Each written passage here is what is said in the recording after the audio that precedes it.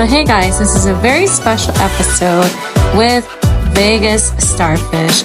She is a travel content creator on TikTok and YouTube. And you guys know Vegas is like my home away from home. So, get your insider tips and tricks to your guide to Las Vegas.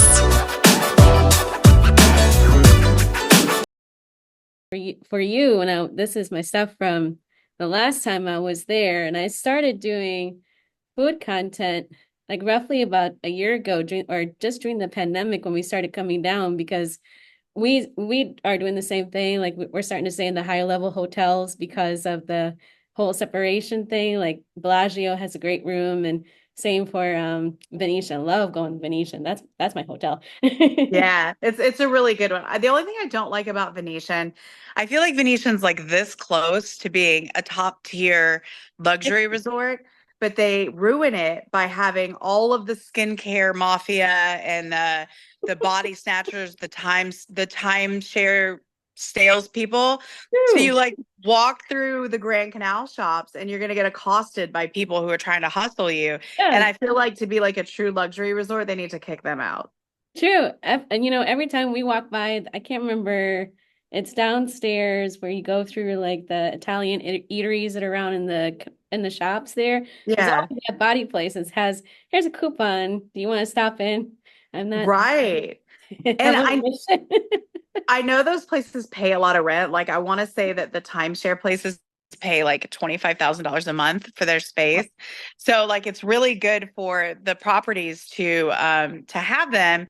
But Venetian's just so nice and it feels so cheap. And like you would never have that at Wynn or Fontainebleau or Resorts True. World. So I wish that they would do away with that. Otherwise, I love it. I think the rooms are amazing. And especially like if you're traveling with other people, because there's that living room area and it's just really enjoyable. Yeah, I absolutely love the living room there with the view. And the last time we stayed, we had to go to Palazzo because they are renovating. I don't know if you know, the lounge is being renovated up on the VIP lounge is being renovated right now up on the floor. So they moved Yeah. everybody over there to the Palazzo. I'm like, I kind of don't like that. So I like the Palazzo side because you can yeah. get sphere view rooms. Whereas there's like the best views of the sphere are from the Palazzo side. So if you Ooh, like looking at the glowing ball, it's cool. Another thing that makes me mad about Venetian though is their room service is served in like brown paper bags and plastic containers with plastic forks. And I feel like if I'm spending $200 for breakfast, that it should come on a plate. So they're like this close. They're this close to being a luxury resort. As it is, I put them at the very top of the mid-range resorts. Also, you can sometimes get rooms there for like 120, $130. So that's right. more of a mid-range hotel. But if they would just kind of clean up those little things, that would be so nice.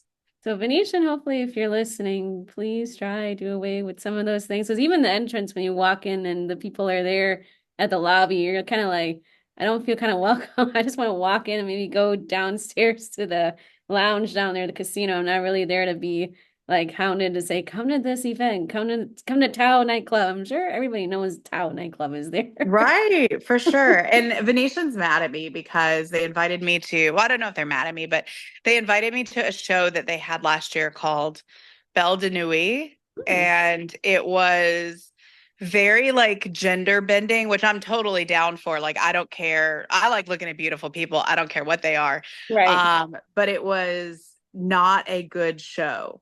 Hmm. And so when I gave the review over of it, I was very careful with my words because I didn't want it to come across that my issues with the show were because it was sort of like blurring the lines of sexuality. That had nothing to do with it. I mean, most of the shows in Vegas, I don't know if people realize this, but like in Cirque, a lot of the female roles are played by male acrobats and the male roles are played by female. Like it's not because they're non-speaking parts. They just pick the person who has the skill set and ability and then make them look like whatever they need them to look like. So a lot of the shows here are incredibly gender fluid, I guess would be a good term for it. So, but I didn't want to drag the show and then seem like I was disparaging any communities because I'm not. I was dragging the show because it Right. was bad. Like it wasn't good at all. So let They me were ask, trying. oh, Go sorry. ahead. Was it more like the venue experience more so than because what I've been hearing, like especially Christina Aguilera performed in their new venue that's there, and then I've been hearing complaints about the ticket prices were like really astronomous, even more than an Adele concert for. I mean, Christina is an icon, but how did you go to that show at all by any chance? So Christina's show has been on guest list like the last 2 months and guest list is where you can go on like the discotheque app or whatever app you use, but I use discotheque and you can actually sign up to see it for free. I don't know Oh, what the ticket prices were. I was invited to go and I didn't because I don't remember why I didn't. I mean, I grew up in the 90s where Christina was an icon, along with, Britney and all of them. So like I definitely would see her. But I heard from Perez, I think it was Perez Hilton, who is at our market now here, that she kind of came out, seemed like maybe she didn't really want to perform. She did the exact like song set, 90 minutes, not a minute over, no engaging with the audience, like that it was really felt like she didn't want to be doing it. So I didn't go see it. I will say that the venue is the same one that the Belle de Nuit, which has now been canceled, by the way, for low ticket sales, but it was the same venue and the venue is stunning. Like it's really beautiful. It's called Voltaire. It's Altair. absolutely beautiful. I think the show is just weird. I think that, have you seen the show Absinthe? I haven't, but I've heard about it, and we've been wanting to go to that one. We did go to Mad Apple and a couple others on the strip too. Okay, so did you like Mad Apple? I did. I loved Mad Apple. It was awesome. Okay, so Mad Apple's great. Mad Apple is like a kind of a PC version of Absinthe. Absinthe is incredibly offensive. Like whatever religion, ethnicity, like anything that you have, they're going to insult it. So it's equal opportunity. They're going to hate on you. It's very raunchy, but it's like it's so raunchy that we're kind of all in it together. So it kind of becomes really funny. But it's still variety acts, the same as Mad Apple. And so Mad Apple is more like I tell people you can take your mom to Mad Apple, you would take your best friend or your husband to Absinthe. And Belle de Nuit was trying to kind of be risque and raunchy.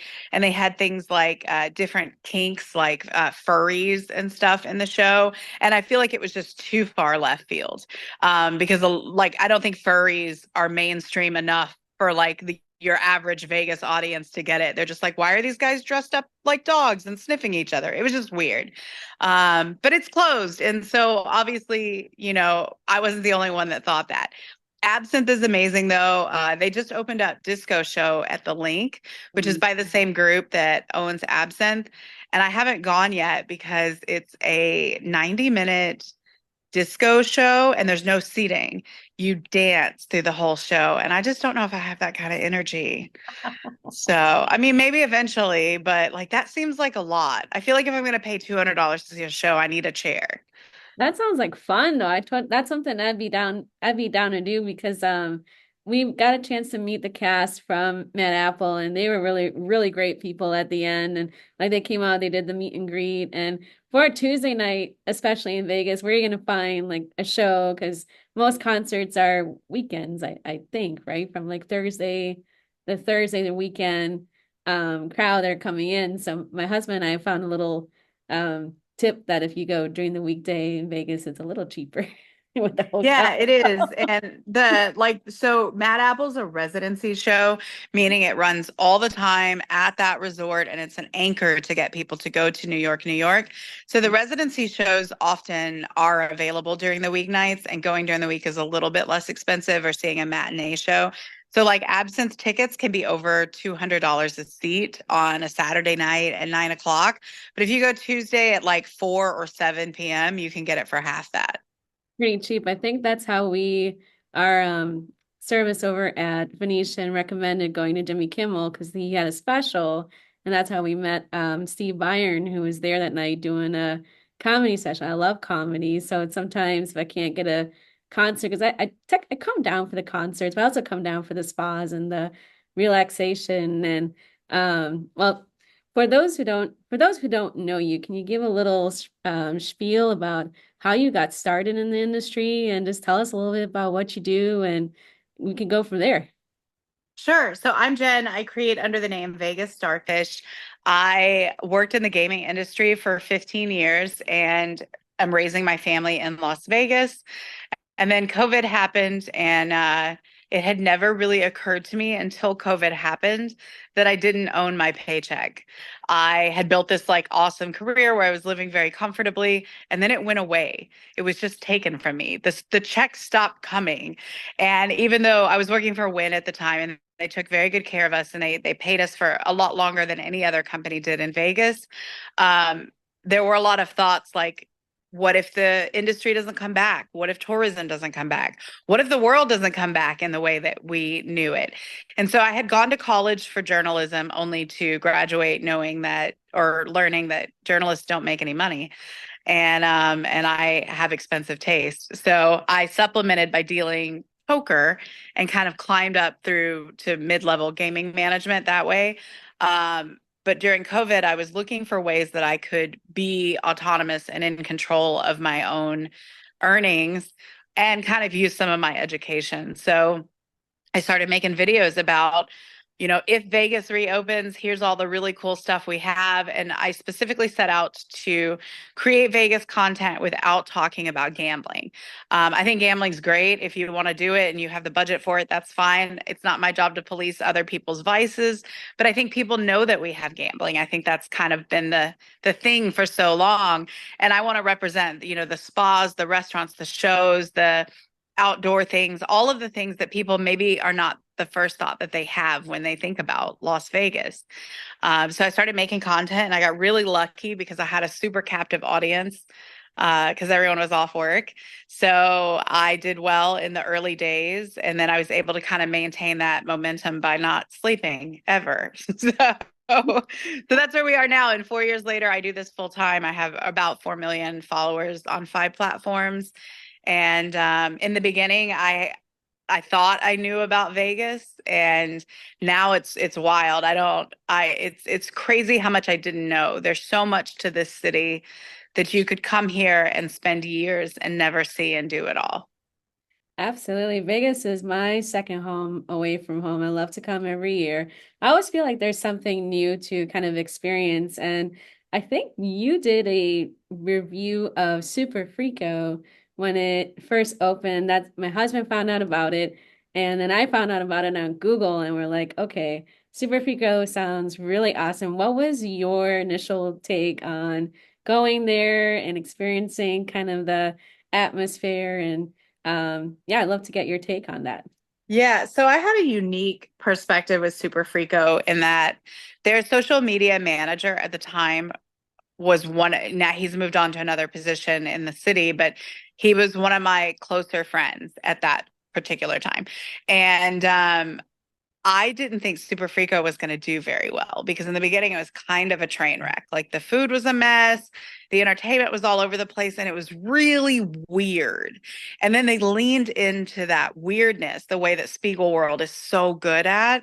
And they made some changes to their menu. Like they were very pizza focused in the beginning.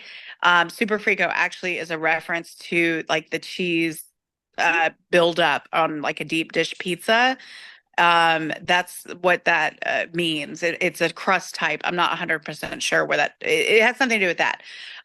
So they were really pizza focused, and the entertainment the first few weeks was very strange. So you would be sitting at a table and someone would come up to you and they would like maybe sit with you, and they would have like body parts hanging out, or like I remember this one male character would wear this huge merkin, which I didn't know what a merkin was, but it's a southern hairpiece for your region that's just a giant 70s bush. And Oh he my would God. he would like dance above the tables and shake his merkin, and little hairs would fall on people's tables while they're dining. Like it was so far weird that like I didn't think they were going to make it. But they figured it out, and like it's good now. The food is still hit or miss, depending on what you get. It's either amazing or it's very average, and it's pricey. Yeah. But the environment is cool, the vibe is cool, and I think now people know it's going to be weird, and that's why you're going. So I dig it now. I'm a fan. I love it. I didn't realize that the actors, they told me when I went there this past time, We had a reservation and it was in the afternoon. I think it was like at 6 o'clock at night or so.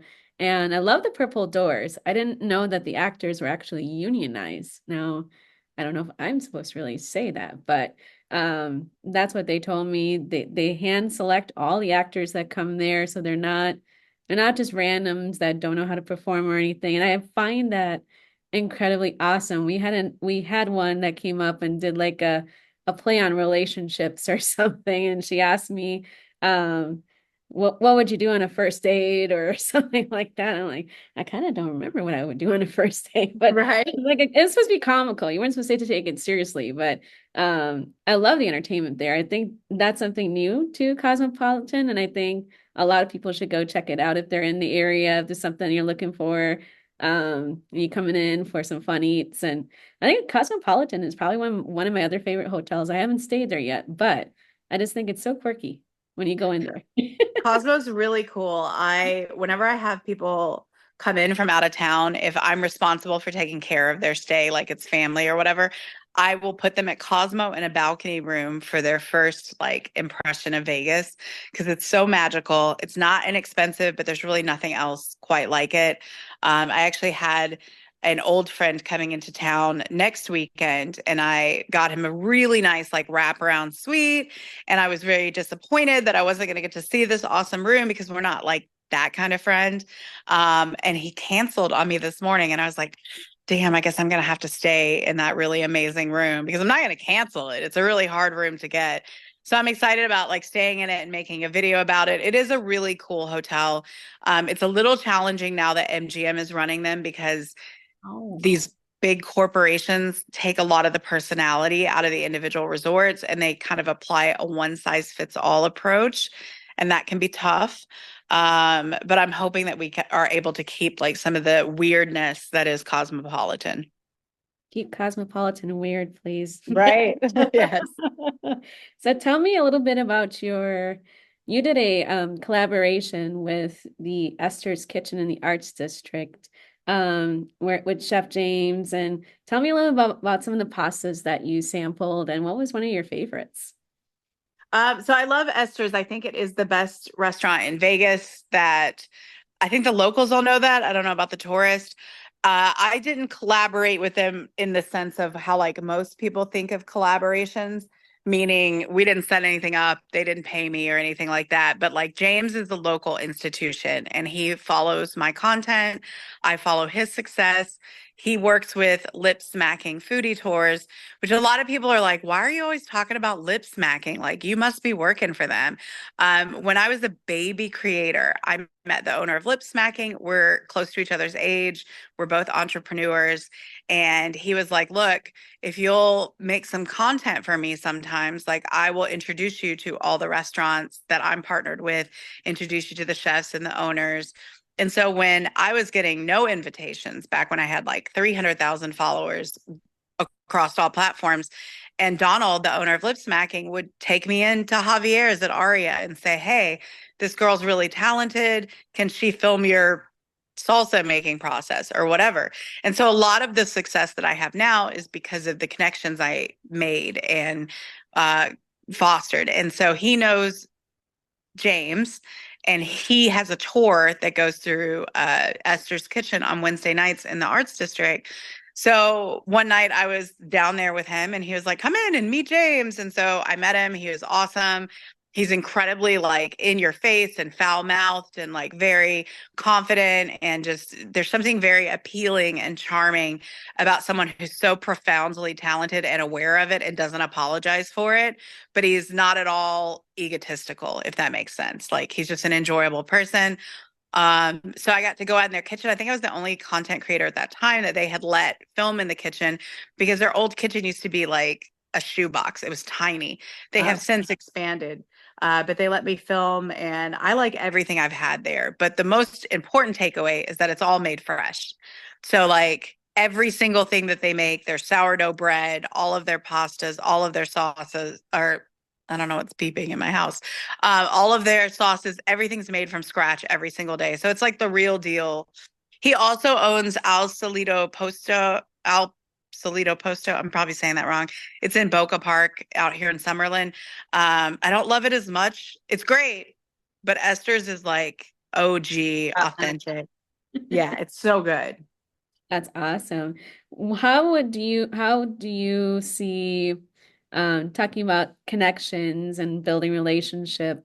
How has social media kind of played into like changing the landscape of, let's say, the dining experience or the gaming experience? Like how have you seen it kind of transforming either from your own lens? I'd love to know like from what you've seen from your own growth from since you started to where you are now. In terms of how social media is changing the landscape in Vegas, is that the question? Yeah, or just in your world through TikTok or Instagram, or like how are people finding you and engaging with you online? Sure. Well, I think that first of all, we're in the wild west of social media. And Yeah. if you remember, I'm not trying to guess anyone's age here, but if you were around back in the day, we used to get yellow pages, like books, when I was a kid. And I remember having them around the house, these like big, thick books. And then when they went away, it was weird. We were like, what are we going to do without a yellow pages? And there used to be like in every Walmart and every Walgreens, like a film development center. And the thought, we were like, well, what are we going to do? How are we going to get our pictures developed? And those things just kind of went away. Right. And they were replaced by better technology. And that's what we're seeing happen right now in real time to television, radio, billboards, newspaper, legacy media. All of those things are kind of just going away. And they're not going without a fight. They're still hanging in there. But we don't consume TV the way that we used to. We stream everything. You know, we subscribe to a couple of services. We don't consume radio. We listen to our audiobooks or our Spotify or whatever. And people aren't getting their restaurant reviews from the newspaper. They're not reading the mailers that come in their mailbox. Like I don't even get my mail hardly anymore. I go get it like once every 2 weeks and I can't be bothered with it. So social media is now the way that people are sourcing all of their information. They don't want to be told to drink Pepsi by Jennifer Lopez because they know that that's a bought and paid for ad. I did take an ad from Pepsi last year, so I'm not sure I can say too much in that department, but they want authentic, candid experiences. And more importantly, you shouldn't just get your candid, authentic experiences from one creator or one influencer. You should Right. watch several and take all that information and say, okay, so how does this apply to me and my family? Does it look good? Do I think I would like it? Do I think I would like what she likes and then make an informed decision? It's like the hive mind, and I love it. I think we're on the cusp of being the most informed people that we have ever been, and it's creating kind of a global community that is exceptional. And I think it's all about how you utilize social media in your everyday life as well too. Like when it comes to food or experience, because I'm around this all the time. Like I'm always either eating out somewhere with my friends or having some sort of. I just went to a happy hour. My friend has a happy hour every month, and he says, "Come and join and do something." And so when you talk about keeping the kids in mind too with going out, because even some places have gotten kind of expensive, how do you kind of find ways to keep things fun for your family, but still on a budget, even in these times? So I'm very lucky in that my kids get to do a lot of cool grown-up things because of my job. So my kids are unique in that they can throw a backpack on and hop on an airplane and just do really well. Like I don't have to baby them. I can take them to nice restaurants. But I think that for the majority of people, including us, is to lean on community events and find things going on kind of in your area. Like you mentioned a happy hour. You know, there's a lot of, even though you don't think about taking your family to happy hour, a lot of restaurants, the whole concept behind happy hour is to drive business between like 4 and 6 p.m. And a lot of restaurants, they'll offer small plates or bites, and it's still appropriate for people under 21 to go to. So I would say just look for like stuff going on in the community that's outside of prime time. I love that. I love that. Well, I know that your time is very valuable. I really appreciate you taking the time to do this with me today. Do you have any advice for aspiring creators who either want to do what you do or for startup businesses who are looking for help right now that might need some digital presence out there? Yes. So for the aspiring content creator, my mom always told me my mom was a very successful entrepreneur and she shouldn't have been. Like she built her business from nothing and retired very comfortably. She said that the two keys to building wealth are find something that you would do for free. Find something that you would do just because you love it and then monetize it. So if that's gardening content or having a podcast or whatever it is that you enjoy doing that you if you had a free afternoon, that's what you would choose to do with your time.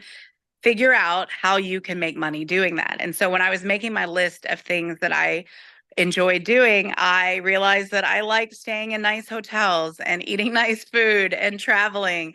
And so I needed to figure out a way to make money doing those things. And that's kind of what drove me.